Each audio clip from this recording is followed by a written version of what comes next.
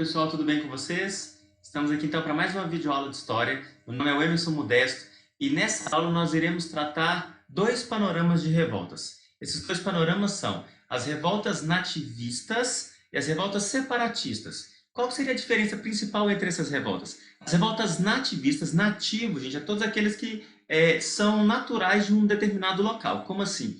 Se você nasceu no Brasil, se você nasceu aqui em Minas, você é nativo de Minas Gerais. Então, as revoltas nativistas são de pessoas que estão dentro do território e que vão proporcionar essas revoltas dentro de insatisfações gerais.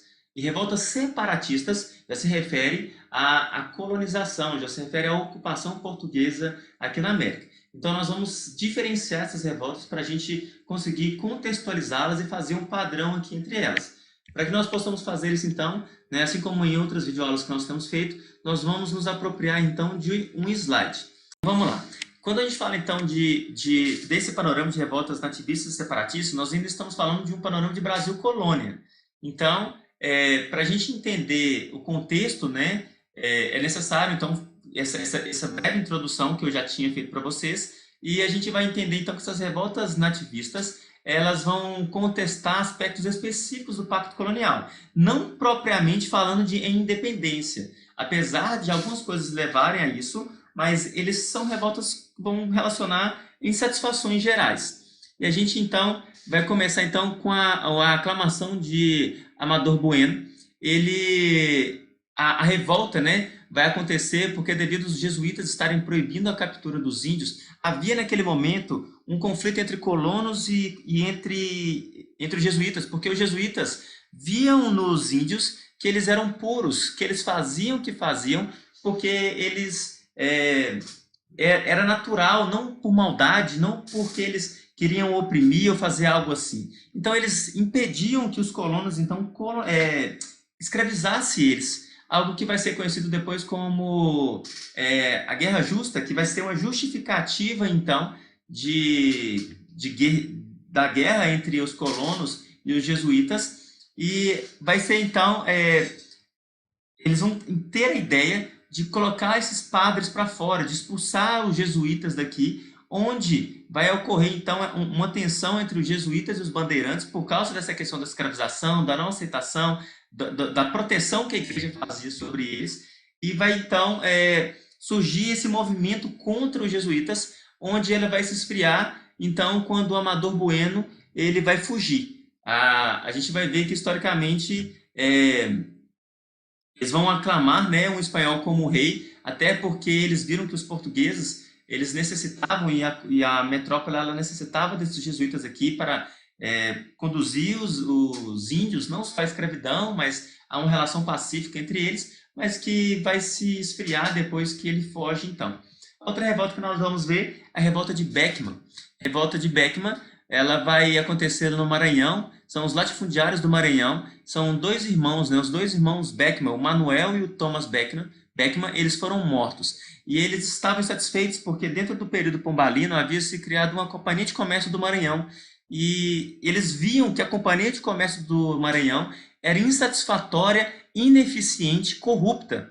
Então, eles vão se mobilizar contra isso, até porque também faltavam escravos para eles, faltavam mercadorias, eles não conseguiam escoar mercadorias, eles vão juntar com outros senhores de engenho contra a Companhia de Comércio, mas que não vai ser efetiva, porque quando os irmãos Beckman morrem, acaba então a revolta deles, e o governo vai fazer uma opressão, então vai oprimir eles dentro dessa política, apesar de ceder algumas demandas que haviam sendo feitas, mas nem todas. Então a revolta vai acabar depois que esses irmãos Beckman vão ser mortos. A outra revolta que nós vamos ver então é a Guerra dos Mascates. A Guerra dos Mascates vai ocorrer então por causa dos senhores de engenho de Olinda, que pediam dinheiro emprestado aos comerciantes de Recife.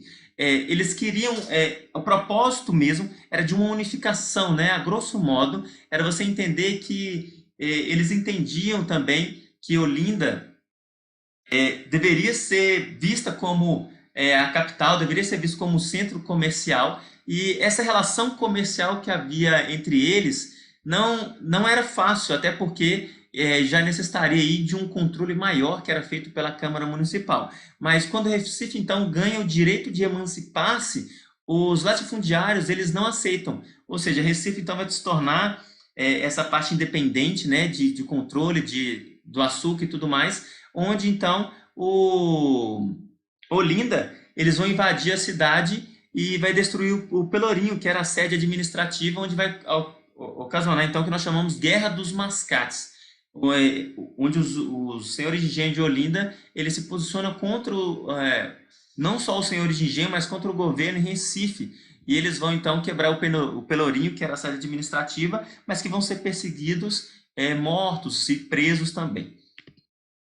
A outra revolta, então, que vamos falar é a revolta de Filipe dos Santos, ou a sedição de Vila Rica. Essa revolta já acontece, já propriamente dita, dentro de um panorama de mineração, e ela vai acontecer porque Filipe dos Santos, ele era um minerador e ele era contra os altos impostos que haviam sido cobrados, contra principalmente as casas de fundição, que faziam ouro em barra e que tirava as impurezas do ouro, fazendo com que a extração de ouro não fosse no mesmo peso, na mesma medida que estava saindo das minas. Então, a casa de fundição, quando deixava o ouro puro e fundia ele em uma barra, isso valia menos, eles ainda tinham que pagar outros impostos, como o quinto, a finta, e ainda vinha a derrama ainda, logo depois. Ele vai reunir com esses mineradores contra, então, o governo e esses altos impostos, mas que vai acontecer com o final, né, com a morte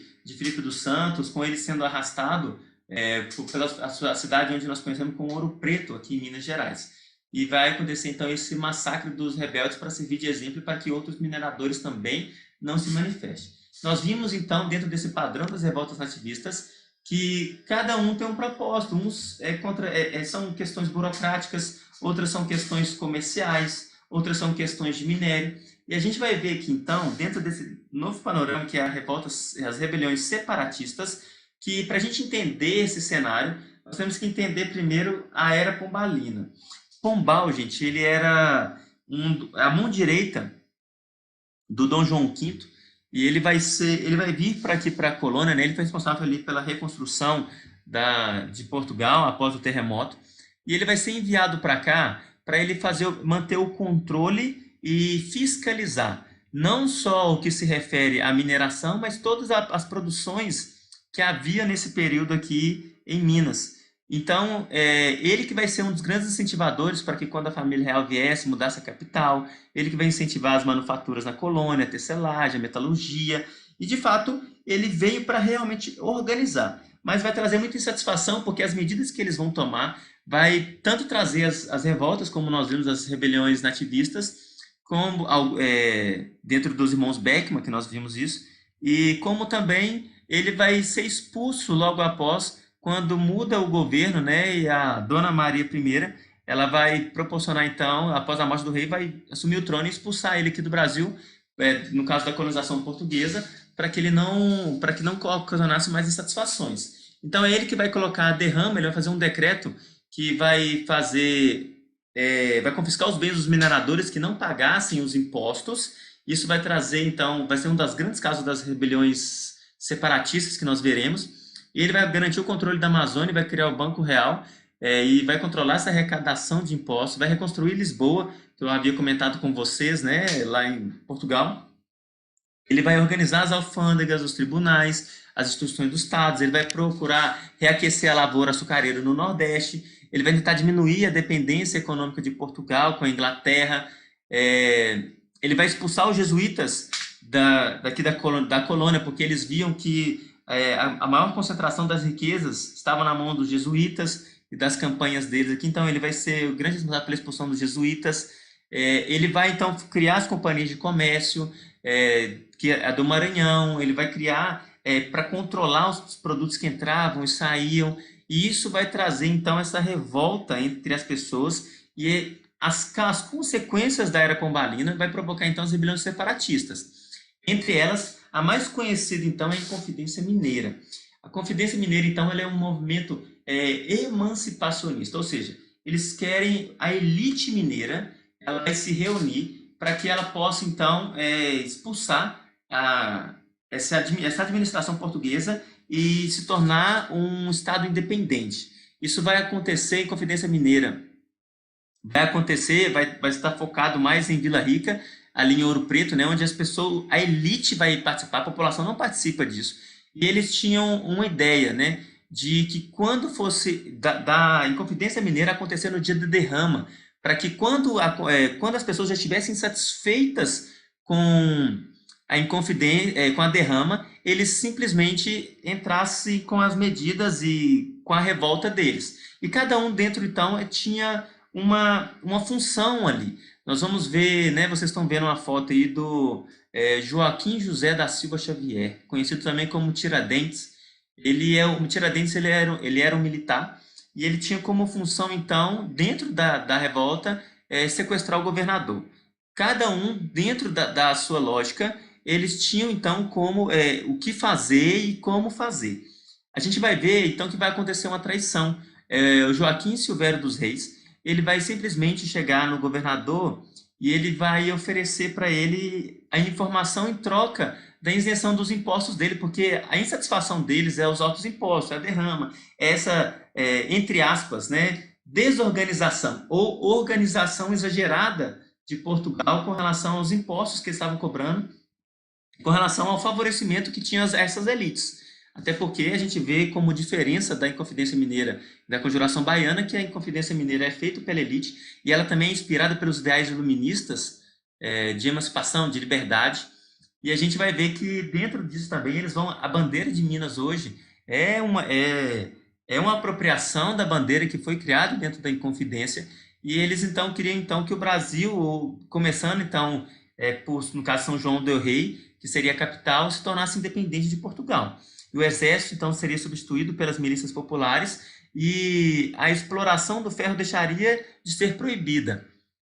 A gente vai ver que o Distrito Diamantino seria aberto à distribuição liberada e que ele ia criar hospitais. Eles tinham uma estrutura organizacional para que acontecesse a Inconfidência Mineira.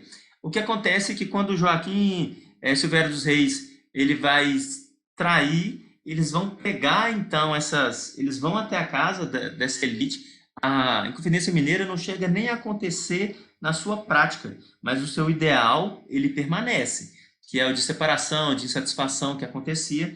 Quando o governador ele fica sabendo disso, ele vai além, né? Ele proclama que aquele ano ele não ia cobrar derrama para que as pessoas não se revoltassem contra ele também. E fazendo isso, ele vai trazer a população, então, para o lado dele e vai fazer do Joaquim José da Silva Xavier um exemplo para que as outras pessoas, os outros mineradores, a elite não se revoltasse mais contra eles. Ele vai pegar o Tiradentes, então ele vai ser enforcado lá no Rio de Janeiro e ele vai ser esquartejado após ser enforcado e partes do corpo dele serão mandadas pelas rotas, né, dos bandeirantes até chegar então em Vila Rica e a cabeça dele ficar ali exposta na praça hoje, que é a praça Praça Tiradentes, ali em Ouro Preto. E o ideal dele permanece, nós vamos ver que então, logo após o Tiradentes, ele vai ser usado então como esse memorial das revoltas emancipacionistas e separatistas, e ele vai ser usado então como símbolo da República, algo que nós vamos ver em outras aulas também. Vai acontecer também a Conjuração Baiana, também conhecida como Conjuração dos Alfaiates. A Conjuração Baiana, ao contrário então da mineira, ela vai ser feita pela camada popular, não vai ser feita pela elite, vai acontecer em Salvador, e os objetivos também que eles têm é contra a corrupção, a miséria, a inflação, e eles faziam saques, eles faziam cartazes, né, que eles faziam essa referência à Revolução Francesa e dessa inspiração que eles tinham com a França, e sendo que também a Revolução Francesa tinha inspiração iluminista, então nós podemos falar que ambas têm inspiração iluminista, e eles viam também que, como no Haiti, é uma possibilidade de se tornarem independentes. Eles vão ser conhecidos como alfaiates, que eu falei com vocês, por causa dessa camada popular que vai participar, e eles promoviam, ao contrário da Inconfidência Mineira, o fim da escravidão, o livre comércio, a terra e o voto para todos, uma sociedade igualitária e a república. Ao contrário da Inconfidência Mineira, nós temos o fim da escravidão, que é um dos grandes exemplos, porque como era a elite mineira, eles não propunham o fim da escravidão. Mas aqui, como havia então esses alfaiates, como havia essa camada popular, eles já lutavam pelo fim da escravidão, sendo que, assim como em Confidência Mineira, não por questão de traição, mas aqui eles vão ser realmente combatidos, vão ser mortos e ter seus castigos exemplares para o fim dessa revolta também. E nós vamos ver que esses ideais permanecem e serão citados novamente, com certeza, na aula de independência do Brasil. Aqui, então, eu fiz com vocês um panorama. Nós fizemos aqui uma abrangência entre as revoltas nativistas, fizemos uma classificação bem sucinta do que seriam essas revoltas nativistas, revoltas que priorizavam, como eu posso falar para vocês, que priorizavam insatisfações locais, insatisfações gerais, e nós vimos, dentro da parte das rebeliões separatistas, eu fiz para vocês o governo de Pombal, só para vocês entenderem como que a derrama vai influenciar isso, como as ações de Pombal influenciam essa emancipação e essa insatisfação popular e governamental com relação a Portugal, que vai originar a posterior também, com a vinda da família real para o Brasil em 1808, mas que, independente dela ter dado certo como revolta ou não, tanto a Inconfidência como a Conjuração Baiana, os ideais permanecem, as insatisfações permanecem. Espero que vocês tenham gostado, espero que vocês tenham entendido também, né? Pode deixar nos comentários aqui algo que vocês queiram e que vocês possam ver os nossos próximos vídeos também. Até a próxima!